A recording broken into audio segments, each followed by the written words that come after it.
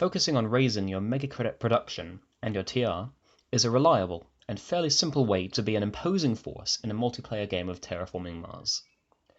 Its strength lies in its flexibility. With high megacredit production, you can take your game down lots of different routes, and best of all, be able to afford it all. Almost half of the cards in the game are relevant to this strategy, so you cannot really be blocked by your opponents. You'll also be able to claim Banker if you're well ahead of your opponents. In this way, money will win many games, but it will often be beaten by a well-executed strategy based predominantly on points instead of money, especially among an experienced group. Firstly, we'll discuss the corporations that typically allow you to become rich. Then we talk about methods to increase megacredit production. Finally, we go over how money can be converted into points via event cards, ground game, cards with points, funding other point-based strategies, see my other videos for inspiration, and terraforming. Tarsus is normally the most wealthy corporation. This is because of its effect of gaining 1 megacredit production per city built on Mars. In advanced games, there are often a lot of cities fairly early, as people scramble to gain control of the ground game. Tarsus will increase its megacredit production in this way, actively or passively, and have a great money advantage. Helion is also able to engage effectively with the money strategy via heat. There are more cheap heat production cards than there are money production cards, and Helion's ability to use heat as megacredits therefore makes them quite rich. Beware of a common pitfall. Heat spent as heat is normally more valuable than heat spent as money, because 8 heat resources will buy 1 TR, better than nearly almost all cards. Therefore, as Helion, until you have accelerated the temperature to max, consider whether the benefit gained from spending your heat as megacredits now is worthwhile, or whether you should terraform instead. There are a number of cards that increase your heat production, and for Helion, therefore, money production. The big hitters are Soletta, Underground Detonations, and Mohole Area. For each, it's a simple calculation as to whether you'll profit or lose money overall if you play it at this specific time, and that's one of the few times in this game that I'll do any quick arithmetic. Credicore performs well in a money strategy due to its discounts when spending 20 credits or more. Since you will be playing many expensive space events and standard projects, this bonus will add up quickly. In addition, its hefty starting money of 57 megacredits allows you to accelerate quickly through the first few generations, getting your money engine started more quickly. In a similar way, Terractor's 60 megacredit start gives it a strong money gain, but its Earth tag discount is less useful.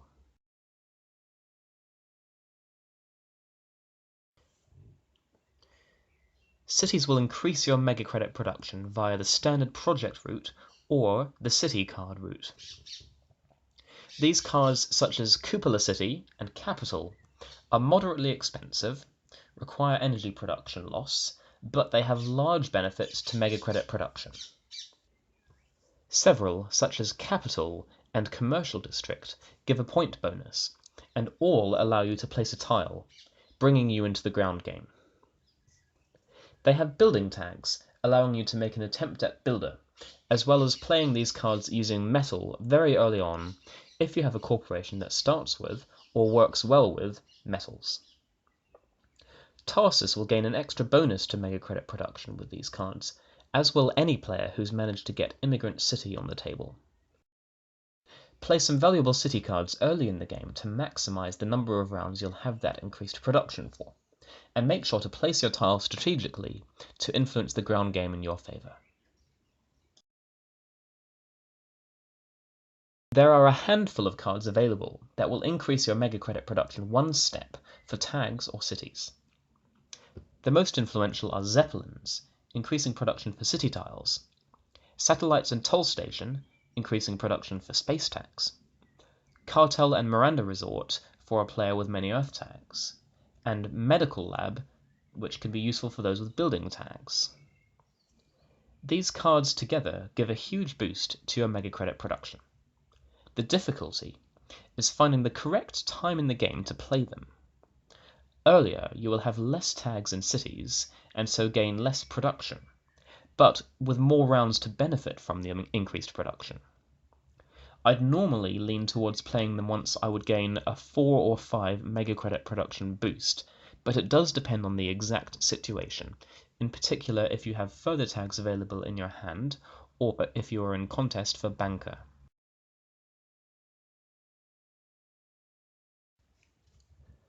There are a huge amount of cards that increase your megacredit production. The cheaper ones tend to be more efficient, but all are worth considering. A few personal favourites are Food Factory, Lightning Harvest, Acquired Company, Sponsors, Rad Suits, Tropical Resort, and Callisto Penal Mines.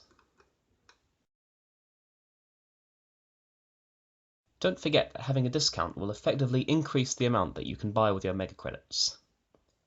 There are several discount cards that in total would give a discount of over 10 megacredits on space cards. Don't expect to be able to play them all. However, even 1 or 2 will ease the cost of those big space cards, and they all give other benefits in addition to the discount, such as fairly efficient points on the card or a city placement. When you get these cards, they tend to be an obvious buy. Space Station is a nice early game card, being cheap, giving a point, and a 2 megacredit discount.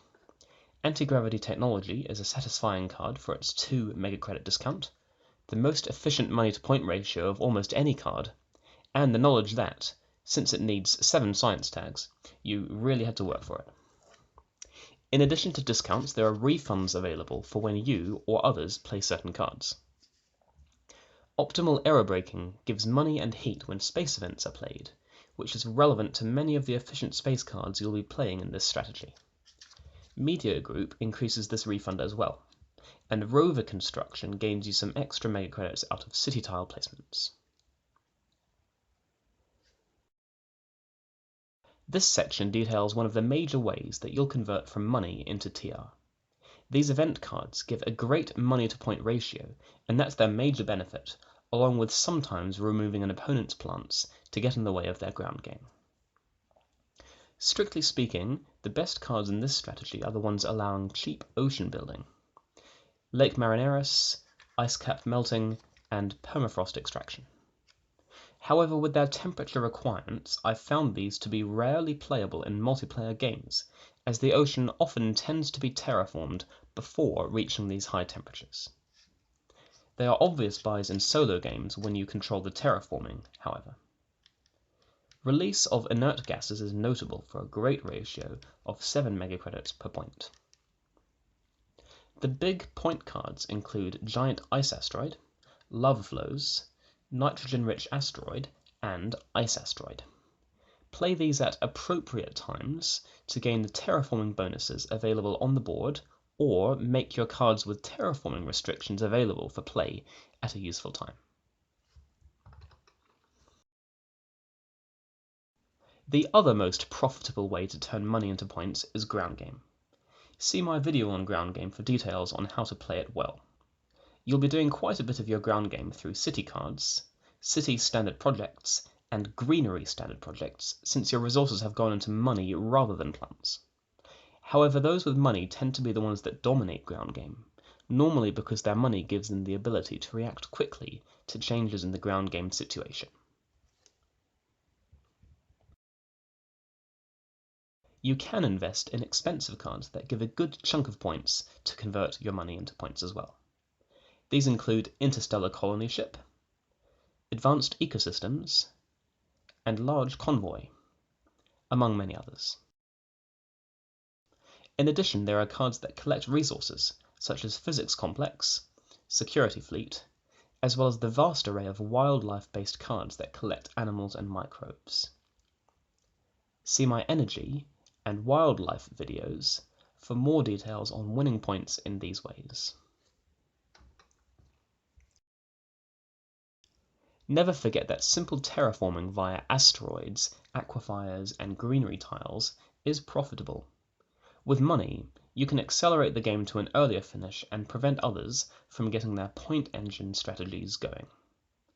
Always consider before buying a card whether you might be better off doing simple terraforming and finishing the game a generation or two earlier.